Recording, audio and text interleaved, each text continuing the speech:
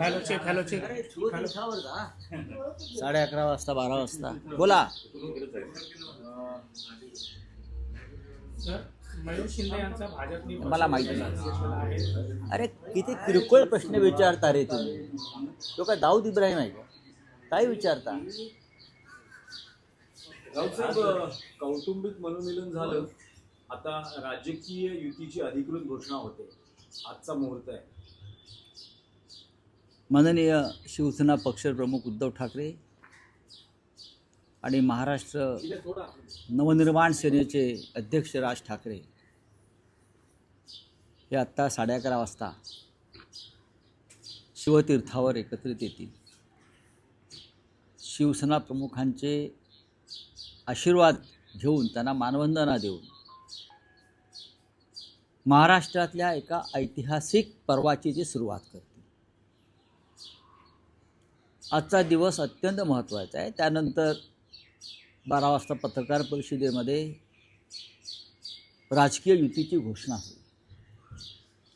आजचा दिवस महाराष्ट्रासाठी, मराठी माणसासाठी अत्यंत मंगलमय आहे, प्रेरणादायी आहे. मला तर त्या दिवसाची आठवण येते आज, ज्या दिवशी संयुक्त महाराष्ट्राचा मंगल कलश महाराष्ट्रात आला आणि मराठी माणसानं आनंद उत्सव साजरा केला. अशा प्रकारचा मराठी ऐक्याचा मंगल कलश आज माननीय उद्धव ठाकरे आणि माननीय राज ठाकरे यांनी महाराष्ट्राला अर्पण केला, असं चित्र आज संपूर्ण मला राज्यामध्ये दिसतं. कोण काय बोलतात भडभुंजे त्याच्याकडे लक्ष द्यायची गरज नाही. हे सगळे लाचार दिल्लीचे बूटचाटे लोक आहेत. त्या दिल्लीच्या बूटचाट्यांनी त्यांचं राजकारण करावं, त्यांनी मार्गदर्शन करण्याचा प्रयत्न करू नये. त्यांच्या पोटामध्ये जो भीतीचा गोळा आलेला आहे दोन ठाकरे बंधूंच्या एकत्र येण्यामुळे, तो भीतीचा गोळा त्यांच्या तोंडातून बाहेर पडतो आहे, जिभेतून बाहेर पडतो आहे. मराठी माणूस एक आहे आणि एक राहील, आणि त्यांचं नेतृत्व मराठी माणसाचं म्हणून उद्धवजी आणि राज्य करतील. आज त्या संदर्भात अधिकृत घोषणा होईल. मुंबईसह ठाणे, कल्याण, डोंबिवली, मीरा भाईंदर, नवी मुंबई, नाशिक, पुणे या महानगरपालिका तर आहेतच. इथे आमची जागा वाटपासंदर्भातली चर्चा संपलेली आहे. याशिवाय इतर महानगरपालिका जिथे जिथे शक्य आहे तिथेही आम्ही एकत्र महानगरपालिका लढण्यासंदर्भात काम करतो आहोत. राऊत साहेब, तुम्ही म्हणालात की मराठी माणसासाठी ठाकरे बंधू एकत्र आले आहेत, पण या निवडणुकांच्या संग्रामात तुमच्या समोर लढणारेही मराठीच आहेत आणि त्यांना मतदान करणारे मराठीच असतील. बघा, हा एक महाराष्ट्राला मिळालेला शाप आहे. छत्रपती शिवाजी महाराजांच्या काळापासून मराठी माणसानंच स्वराज्याला विरोध केला. शिवाजी महाराजांनी ज्या 225 लढाया लढल्या असं शिवसेना प्रमुख आम्हाला नेहमी सांगायचे. त्यातल्या किमान 200 लढाया स्वकीयांविरुद्ध ते लढले आणि तरी त्यांनी स्वराज्याचं तोरण बांधलं. माननीय बाळासाहेब ठाकरे यांना सगळ्यात जास्त विरोध मराठी लोकांनीच काही केला, तरीही त्यांच्यावर मात करून माननीय बाळासाहेबांनी शिवसेना निर्माण केली आणि राजकारणामध्ये यशस्वी केली. हे प्रत्येक राज्यामध्ये होत असतं. आपलेच लोक आपल्या विरुद्ध उभे राहतात. त्यांना स्वाभिमान नको आहे. मी बोललो ना, जे दिल्लीचे बूटचाटे आहेत, मग त्या बूटचाट्याने परवा बूट पॉलिसवाल्यांचा एक मेळावा पण घेतला होता. ते प्रॅक्टिस करतायत चांगल्या प्रकारे दिल्लीचे बूट कसे पुसता येतील किंवा बूट कसे चाटता येतील, त्यांची एक रंगीत तालीम सुरू आहे.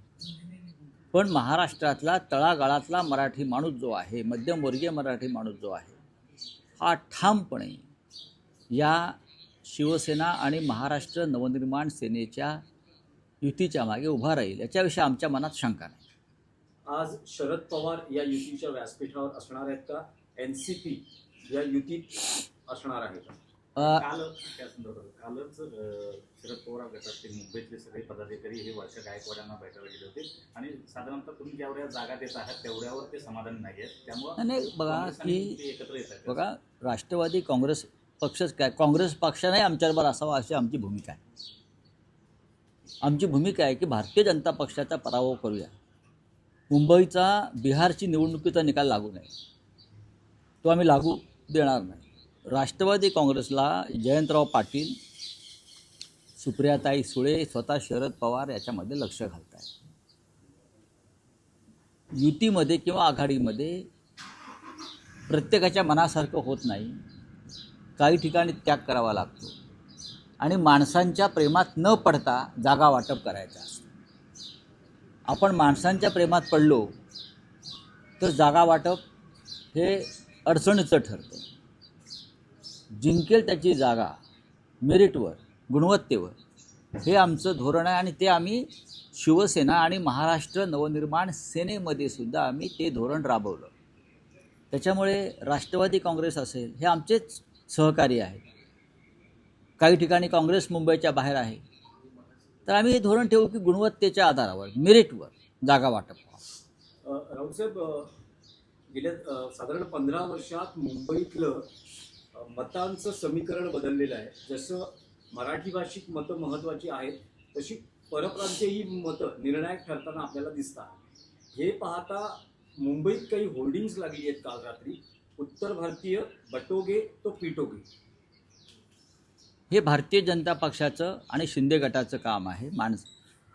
उत्तर भारतीयांना, हिंदी भाषिकांना अस्वस्थ करण्याचं.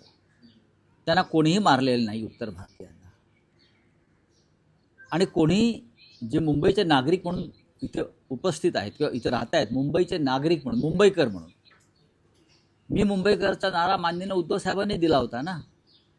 पण जो मराठी माणसाच्या एकजुटीमुळे जो पोटात काही लोकांच्या भीतीचा गोळा आलेला आहे, ते अशा प्रकारचं दुहीचं राजकारण करत आहेत. मला एक तरी उदाहरण दाखवावं पोस्टर लावणाऱ्यांनी की शिवसेनेनं कोणाला इथे विनाकारण मारलाय, हल्ला केलाय. अनेकदा उत्तर प्रदेश आणि बिहारमध्ये मराठी लोकांवरती हल्ले झालेले आहेत. तुम्हाला माहीत असेल तर सांगतो मी. कर्नाटकामध्ये सीमा भागामध्ये आमच्या लोकांवरती हल्ले होतात, त्याच्यावरती कोणाला दुःख नाही. केलं आहे का? एकनाथ शिंदेने साधा निषेध तरी केला आहे का? बेळगावामध्ये गेल्या 2 वर्षामध्ये मराठी माणसांवर 212 निर्गुण हल्ले झालेले आहेत. माझ्या आकडे आहेत. तुरुंगात टाकले लोकांना मराठीचा झेंडा फडकवला म्हणून. काय सांगतात शिंदे आणि भारतीय जनता पक्ष? एकदा तरी निषेध केला आहे का मुख्यमंत्र्यांनी किंवा उपमुख्यमंत्र्यांनी की बेळगावामध्ये सीमा भागामध्ये मराठी माणसांवरती जो अन्याय अत्याचार होतोय, त्यांना मराठी जगायचं आहे, मराठी म्हणून, मराठी भाषा त्यांना हवी आहे म्हणून हे हल्ले होत आहेत. आणि इथे उत्तर भारतीयांना पिटोगे काय बटेगे तो पिटोगे चाललेलं आहे. हां, आधी लोकसभा आणि विधानसभेत बटेगे तो कटेगे होतं. आता त्यांचे वेगळे वेगळे प्रकार सुरू आहेत. ही नाटकं. काँग्रेस आणि राष्ट्रवादी जे आपल्या महाविकास आघाडीतले आपले घटक पक्ष आहेत, तर चर्चा देखील त्यांची एक अंतिम टप्प्यात आहे. काँग्रेस आणि राष्ट्रवादी सरकार एकत्र लढले तर त्याचा मनसे आणि शिवसेनेचा नाही, काय होणार, परिणाम किती होईल? मराठी माणसावरती काही परिणाम होणार नाही. मला पूर्ण खात्री आहे की राष्ट्रवादी काँग्रेसबरोबरच्या आमच्या चर्चा यशस्वी होतील. मला पूर्ण खात्री आहे. NCP बरोबर म्हणजे माननीय शरद पवार साहेबांच्या राष्ट्रवादी काँग्रेसबरोबर आमची चर्चा संपलेली नाही. कालपर्यंत सुरू होती, थोडं मागे पुढे होईल, पण आम्ही मार्ग काढू. राऊतसाहेब, तोच मुद्द्याचा भाग आहे. तुम्ही म्हणतात की शिवसेनेनं कधी परप्रांतीयांना मारहाण केली नाही, पण आज तुमच्याबरोबर महाराष्ट्र नवनिर्माण सेना आणि गेल्या काही काळात बघितलं तर अशी अनेक उदाहरणं आलेली आहेत की ज्यात परप्रांतीयांना मारहाण झालेली आहे. मराठी तुम्हाला मुद्द्यावर नाही, आता एक सांगतो की परवा भाजपचे आमदार पराग शहा यांनी मराठी रिक्षावाल्याला मुंबईत मारलं. हे तुम्हाला दिसत नाही का? एका मराठी रिक्षावाल्याला भर रस्त्यावर मुंबईत मारून दादागिरी केली. का? कारण काही असतील, पण मराठी माणसावरती भारतीय जनता पक्षाच्या आमदारांना हात उचलला. ह्याच्यावर तुम्ही प्रश्न का विचारत नाही? हां, ह्याच्यावरती प्रश्न विचारा. तुम्ही मराठी आहात ना सगळे?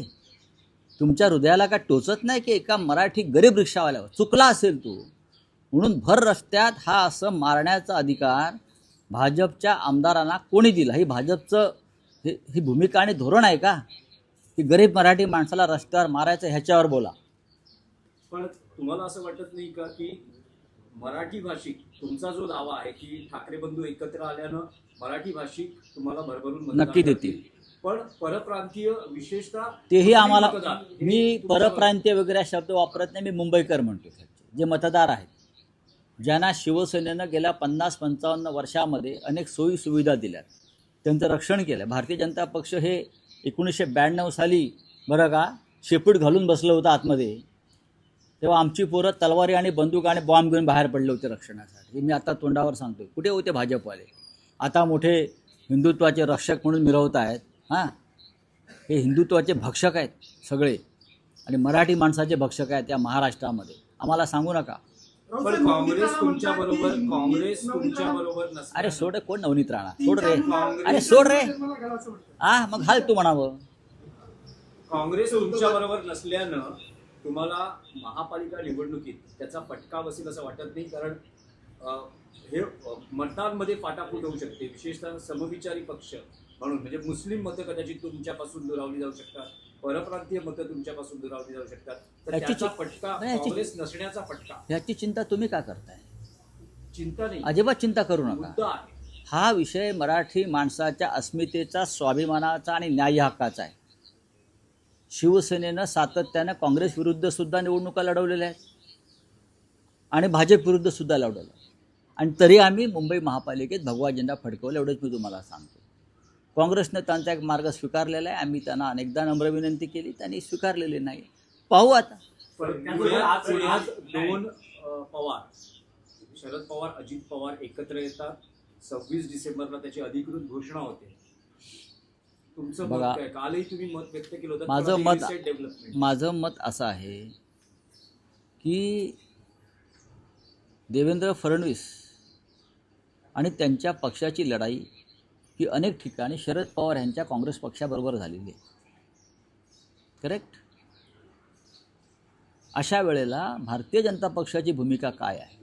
अजित पवार त्यांच्या आघाडीत आहेत ना, त्यांनी काँग्रेस पक्ष, भारतीय जनता पक्षाने त्यांची भूमिका स्पष्ट केली पाहिजे. महायुतीतला माणूस महाविकास आघाडीत सुद्धा 2 दगडावरती पाय ठेवतो. बाकी आमचं काय ते आम्ही बघू, पण अजित पवारांचा पक्ष एकाच वेळेला महायुतीत आणि महाविकास आघाडीत, हे त्रांगडं काय आहे? ह्याच्यावरती भाजपचे अध्यक्ष रवींद्र चव्हाण, राज्याचे मुख्यमंत्री देवेंद्र फडणवीस यांनी भूमिका स्पष्ट केली पाहिजे, संभ्रम दूर केला पाहिजे. आजची घोषणा होणार आहे, त्यामध्ये जागा वाटपाचा फॉर्म्युला डिक्लेअर केला जाणार आहे. नक्की. कशा पद्धतीनं, नक्की. कोण किती जागा लढणार मग ते आता डिक्लेअर होईल ना, मी कशाला इथे सांगू? तिथे सांगतील ना. हो, सांगतील ना. तिथे आज एकत्र आहेत, एकत्र बसतील, त्यांना प्रश्न विचारा, ते उत्तर देतील. राऊतसाहेब, महाविकास आघाडीची स्थापना होताना एक कॉमन मिनिमम प्रोग्राम तयार केला गेला होता. तोही महाराष्ट्राच्या राजकारणातला वेगळा प्रयोग होता. हाही एक वेगळा प्रयोग मग होता. मला अशा वेळेस ठाकरे बंधूंचा युतीची घोषणा होत असताना काही अजेंडा ठरलेला आहे का, किंवा काही कॉमन मिनिमम प्रोग्राम ठरलेला आहे? वचननामा मुंबई मराठी माणसाची त्याच्यापेक्षा वेगळा वचननामा असू शकत नाही. मुंबईची जी लूट सुरू आहे, भाजप, मिंदे गट यांच्या माध्यमातून, अडाणीच्या हस्ते, पवित्र हस्ते त्यांच्या जी मुंबईची लूट सुरू आहे, हा अजेंडा असू शकत नाही का? ही थांबवणं आहे. मुंबईवरती मराठी माणसाचा पहिला हक्क आहे की मुंबई मराठी माणसाची आहे, हा अजेंडा असू शकत. ह्या अजेंडावरच आहे मी आतापर्यंत निवडणुका लढलो ना, बाळासाहेबांच्या काळापासून. बाकी अनेक कामं आम्ही केली आहेत महानगरपालिकेच्या माध्यमातून. त्याचं प्रेझेंटेशन आदित्य ठाकरे यांनी जे दाखवलं आहे ते तुम्ही पाहिलं असेल. अजेंडा काय आहे तो? कोस्टल रोडचं श्रेय कोणी घेऊ द्या, पण कोस्टल रोडची पायाभरणी कोणी केली? इतका मोठा जो आहे सागरी महामार्ग, शिवसेना पक्षप्रमुखांनी केलेली आहे. मुंबईमध्ये अनेक नवे नवे प्रकल्प त्यांनी निर्माण केले. हा अजेंडा आहेच. आणि सगळ्यात मोठा अजेंडा म्हणजे मुंबई मराठी माणसाची. चला, धन्यवाद. हिंदी बोलिए, हिंदी बोलिए. कटेंगे या बटेंगे, सगळं बैनर लगा हुआ है तो बातें के लिए किस तरह देखते हो आप? क्या बैनर लगाया है? कटेंगे तो बटेंगे. किसकी कटेंगे? किसकी कटेंगे? कटवतोय तो पिटवतोय. ये भारतीय जनता पार्टी और शिंदे की हमेशा की राजनीति है। लोगों को बांटो, लोगों को डराओ, धमकाओ, उनके मन में डर पैदा करो पूरे देश में। अभी कलकत्ता में भी यही चल रहा है उनका। यहाँ जो चल रहा है वो कलकत्ता में, पश्चिम बंगाल में यही चल रहा है। जहाँ जहाँ चुनाव होते हैं वहाँ एक कटेंगे, बटेंगे, पिटोगे, उनके आगे कुछ नहीं है। उनके पास क्या एजेंडा है? मुंबई में कोई किसी को बटेंगे नहीं, ना पिटेंगे। ये भारतीय जनता पार्टी के गुंडे ही बेश बदल कर लोगों को पिटते हैं और हम पर नाम डालते हैं। ये आप धंधा बंद करो। मुंबई की लड़ाई है, मुंबई महाराष्ट्र की राजधानी है। मुंबई पर पहला अधिकार मराठी मानुस का रहेगा। हम हमारे जो हक है उसके लिए लड़ रहे हैं और जहाँ जहाँ ऐसी नौबत आती है वहाँ लड़ना चाहिए, चाहे कलकत्ता हो, चाहे बेंगलोर हो, हाँ, चाहे लखनऊ हो। वहाँ के स्थानिक भूमिपुत्रों का अधिकार उस शहर पर सबसे पहला होता है, चाहे अमृतसर हो, चाहे तेलंगाना, हैदराबाद हो। हम जाकर हैदराबाद में हमारे हक नहीं मांग रहे, लखनऊ जाकर या पटना जाकर हमारे हक नहीं मांग रहे। हम मुंबई में बैठकर हमारे हक की लड़ाई लड़ रही है। तो उसमें बीजेपी को क्या तकलीफ है? क्या तकलीफ है? हम जो मुंबई की, महाराष्ट्र की आप जो लूट कर रहे हो, हम उसको रोकने की कोशिश करें। तो क्या है, बटेंगे, पिटेंगे, हाँ, और हम दिल्ली के बूट चाटेंगे, यही है ना? चलो, थैंक यू।